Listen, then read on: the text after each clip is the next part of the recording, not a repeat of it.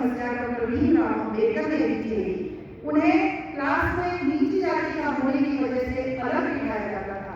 उनको पूरे दिन पानी नहीं दिया जाता था जब तक उस कॉलेज का एक चपरासी वो आता था, उनको प्यास लगती थी, अलग से उनको पानी दिया जाता था।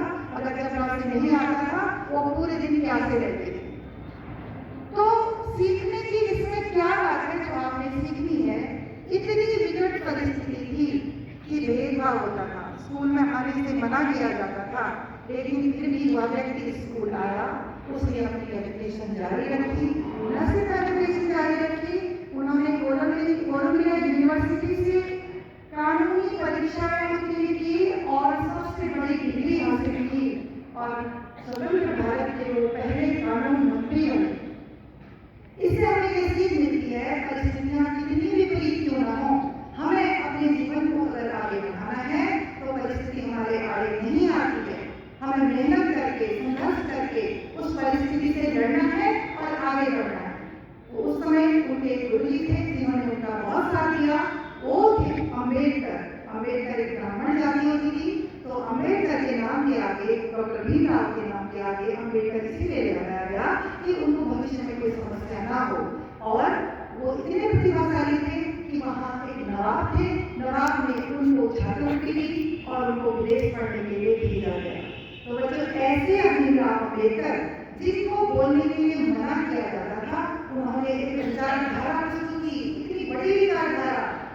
वो अम्बेडकर जिनको धर्म के लिए मना किया जाता था, उन्होंने एक ऐसा धर्म बनाया, एक ऐसे धर्म का विधान बनाया जिसे हम संविधान कहते हैं। आज हमारे देश के एक व्यक्ति को उस विधान को मानना पड़ता है, उस व्यक्ति के विधान को जिसको हमने बहिष्कृत किया था। और उन्होंने पहले तो उनको एक समस्त जाति भेदभावों से बहुत नफरत थी। अंतिम समय में उन्होंने बौद्ध धर्म को स्वीकार किया था। उनके इस असीम योगदान के लिए, भारत के लिए जो उन्होंने योगदान दिया, जो उन्होंने पहले वो रेल मंत्री बने, कानून मंत्री बने और संविधान में जो उन्होंने हमारे जो अछूत जातियां हैं, अस्पृश्य जातियां जिसे आप अनटचेबिलिटी कहते हो, उनके लिए उन्होंने मार्ग प्रशस्त किया कि सभी लोग एक बनेंगे तभी हम आगे बढ़ पाएंगे।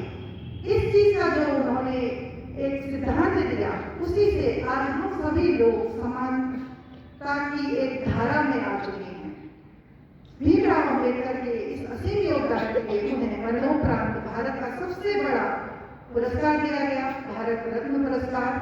तो ऐसे महान जो व्यक्ति थे डॉक्टर भीमराव अम्बेडकर, वो एक व्यक्ति नहीं, वो एक विचारधारा थे जो हमारे समक्ष विचार रखे जाते हैं कि जीवन की कोई समस्या मनुष्य से बड़ी नहीं हो सकती है।